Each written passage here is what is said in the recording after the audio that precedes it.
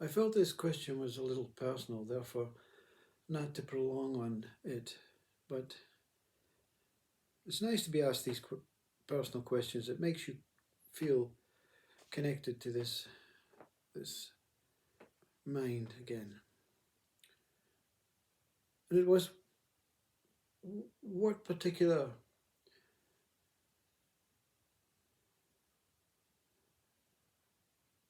master or teacher really helped you the most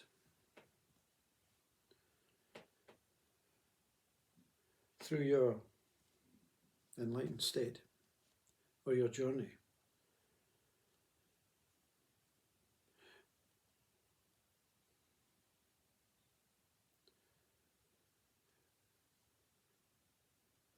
Well, the external speakers, the external teachers, the ones that are not pertinent to this body, they were the pick-me-ups. They were the pick-me-ups. They were the ones that helped give a hand up to this one to recover from this true teacher. Not particularly the true teacher, but a true teacher for this one, that was within this Sadguru, they call it in Hinduism, this Sadguru. But it was all done between me and the mirror.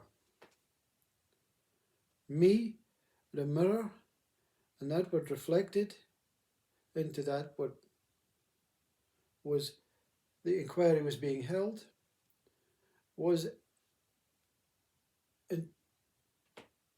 encroached or interjected or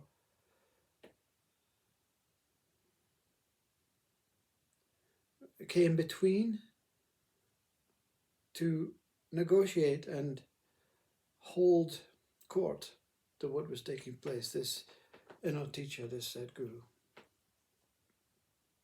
So from the state of childhood to the state of adulthood to the state of all the states that humans go through, to the state of depression, to the state of not fitting in, to the state of suicidal tendencies, to the state of demanding and inquiring in front of the mirror, had to be ceased before it could go any further for the true inquiry to take place. So the Sadguru stops that initial mind inquiry, that initial head inquiry, and it then puts you into a state of there's only you. But the Sadguru inside is saying there's only me and you. There's only I and you. Me and I. Me and I. And that's the teacher. The whole lesson. You have been awakened to the lesson. Awakened to that judge, that one that's going to make decisions based on, I don't know if it's based on your past lives, it's based on your past attitude towards life, meaning this life, meaning your wrong attitude, meaning your egoistic ways, your methods. You're being held responsible. So the Sadguru makes the decisions. We call it spirit, we call it Christ, we call it holiness, we call it that godliness that says, no, let's cease with this, what we call that controlling I. And let's all meet in the room, the psychology room, the counseling room within here, not within here. This meeting cannot take place up here. This meeting is far too personal, far too much imbalanced to you, the person. No, I will tell you how I want to live my life. I will tell you so many things. I will tell you how to fix these problems. I know better than you see. So we have to relinquish this I, and the meeting takes place here. The meeting is always taking place here. took place between you and your mother here, when the umbilical cord was the first thing that was connected. That roaming sperm in an egg floating around needed to be disconnected, otherwise it would have been passed through the urine. So the mother grabs hold of it, and the umbilical cord is that what is primarily the most initial thing, and also the thing that remains intact. Not the physical umbilical cord.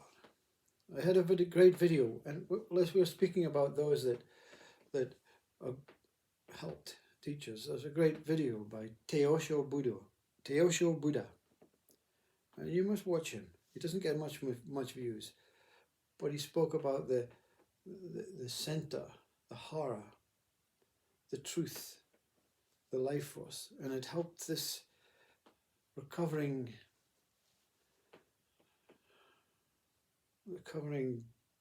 blob of failure through the joy and the bliss to recover.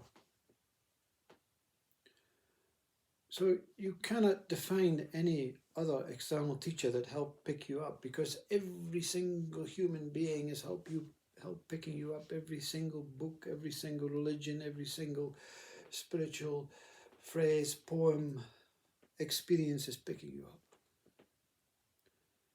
And you can select one video from one, Teosho Buddha, Satsangs with Mooji, Jiddu Krishnamurti and his unbelievable, transforming, hypnotic way. In the Bauman and Krishnamurti interviews, I was transfixed for days, not listening to what they're saying, but this unbelievable, magical way of being centered. And of course, all the others, Alan Watts, Osho, Gangaji, Adyashanti, Anandamayi Mas, Neem Karoli Baba, Ram Das, Krishna Das, the music, and the simple videos, the simple messages. Every single one has a uniqueness, a way of expressing. So the best teacher for this one was the Sadguru. But the Sadguru, when it leaves, when the spirit has done its task and its job and leaves and says, it's time for you to go on your own, you are picked up by so many people, and your family and your neighbors, your friends, nature picks you up, and everything, because you've been given this opportunity to be reborn. And everyone becomes a teacher, and you start beginning to learn the true nature of yourself. As a child, you're learning the true nature of the world, of your parents, of their experiences, of the conditioned ways of the past, of that unbelievably stale education system that we put our children through to rip them apart from their parents and put them in a place to work out theories of algebra that are going to serve no purpose in this practicing, wonderful, experiential, loving thankfulness of being alive. I don't mean to defamate or derogatize education. The teachers are doing a great job, but we have this system. And there's another great teacher, U.G. Krishnamurti, who will tell you exactly how it is in the biological sense, in the systematic sense, in the society that we have created that is just so neglectful to our true nature. That nature of whatever it is we are truly connected to, that shaman, that druid, that Pict, that Celt, that Sufi, that Hindu, that Muslim, that we truly originate from. Namaste.